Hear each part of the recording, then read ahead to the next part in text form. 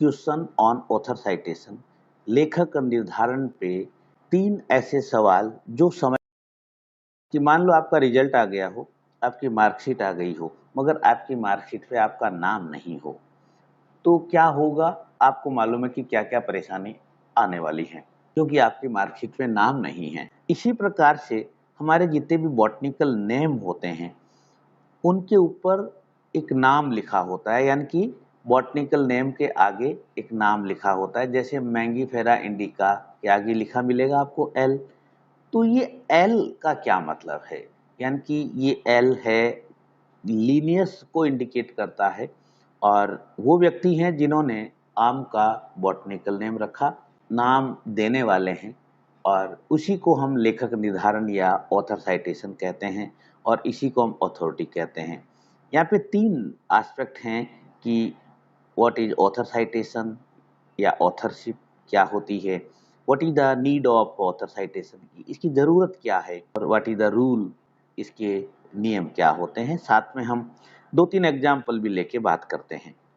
मैं doctor Praveen Mohil, assistant professor, department of botany, university of Rajasthan, Jaipur.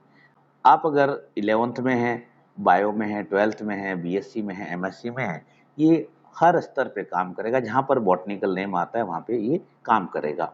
Author citation का मतलब है ने बॉटनिकल नेम दिया है, उसका नाम, उसकी पहचान उस बॉटनिकल नेम के साथ रखी जाती है, दी जाती है। जो प्रक्रिया है, ये हमारा पैटर्न है, ये हमारा रूल है।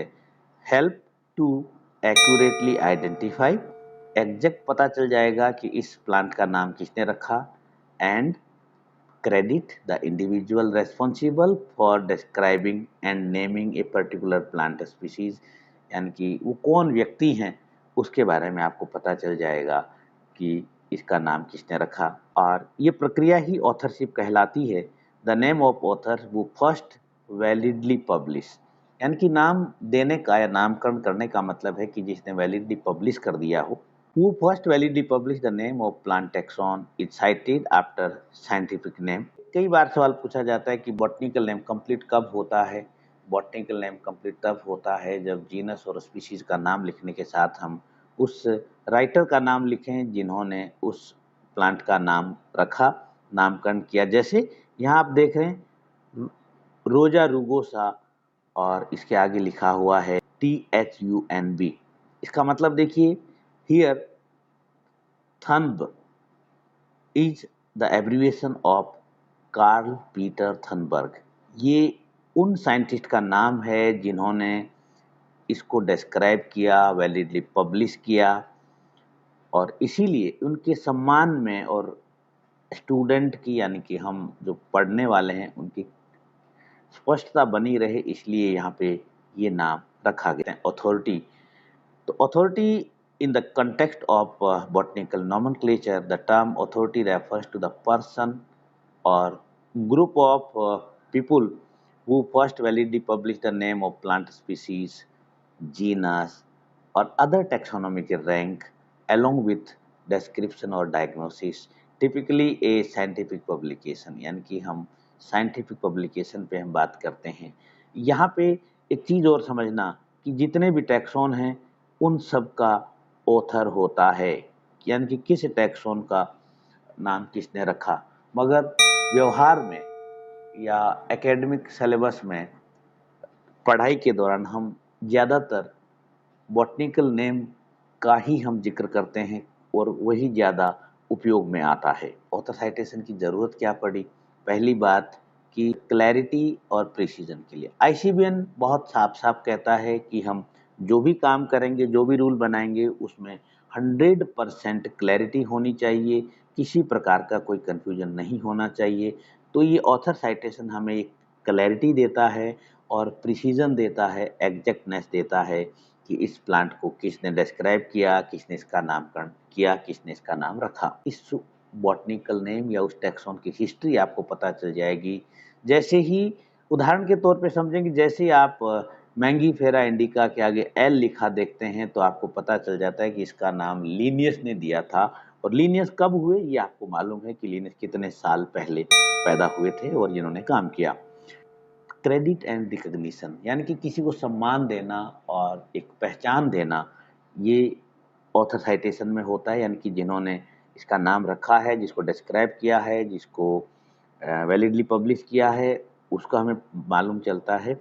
और ये मोस्ट इम्पोर्टेंट पार्ट है कि legal and regulatory process, ICBN की जो पूरी प्रक्रियाएं जो हैं, यानी कि जहाँ हम कहते हैं लीगल नेम, वैलिड नेम, ये सारा वहाँ पर ये इसकी ज़रूरत पड़ती है।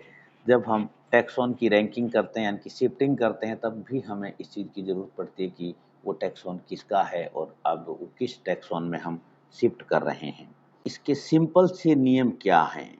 सिंपल सा नियम है कि जो भी हम लेखक का नाम रखेंगे, वो नाम हमेशा एब्रीविएशन में होगा, यानी कि शॉर्ट फॉर्म में होगा। और वो जो शॉर्ट फॉर्म है, वो आईसीबीएन खुद डिसाइड करता है, डिक्लेयर करता है कि किस व्यक्ति का क्या शॉर्ट नेम होगा।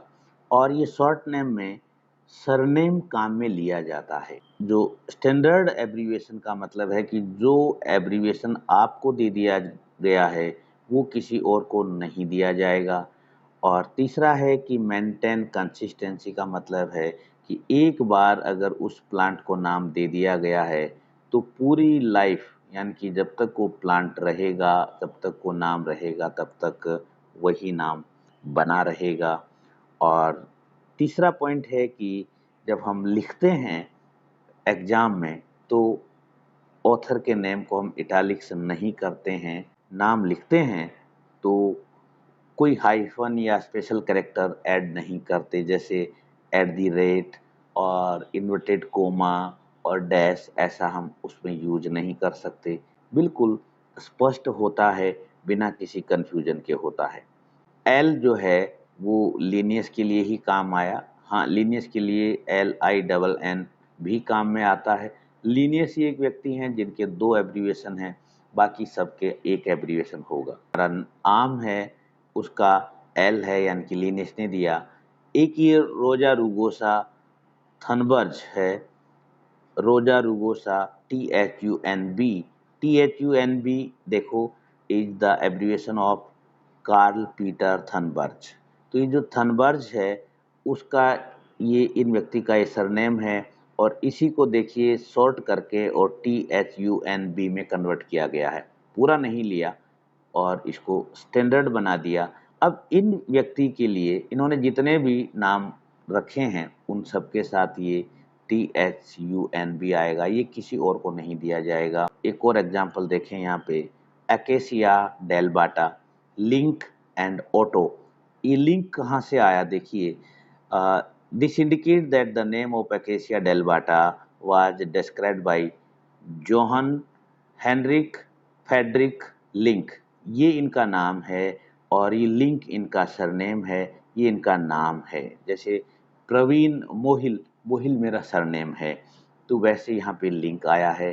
एंड ये नाम है क्रिस्टोफ फेडरिक ऑटो, तो ये ऑटो इनका सरनेम है, तो ये ऑटो यहाँ पे आ गया और ये लिंक यहाँ पे आ गया।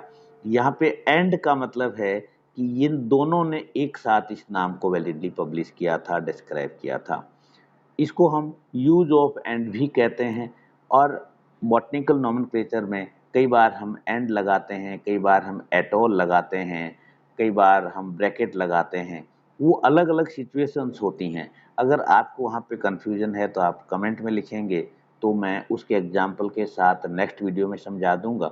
और मेरे दूसरे चैनल पे मैंने कुछ वीडियोज इस पर डाल रखे हैं। टेक्सोनॉमी के पेपर में आपको कोई भी डाउट है तो बताइएगा ज़रूर, या कोई टॉपिक ऐसा है जिसको आपको नहीं मिल रहा है, हिंदी में नहीं मिल रहा है या इंग्लिश में नहीं मिल रहा है या एग्जाम्पल नहीं मिल रहा है, तो भी कमेंट बॉक्स में लिखिएगा।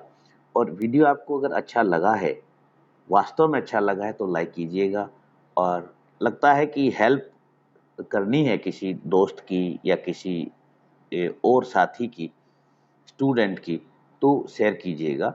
और नेक्स्ट वीडियो के नोटिफिकेशन के लिए चैनल को सब्सक्राइब कर लीजिएगा। Thank you.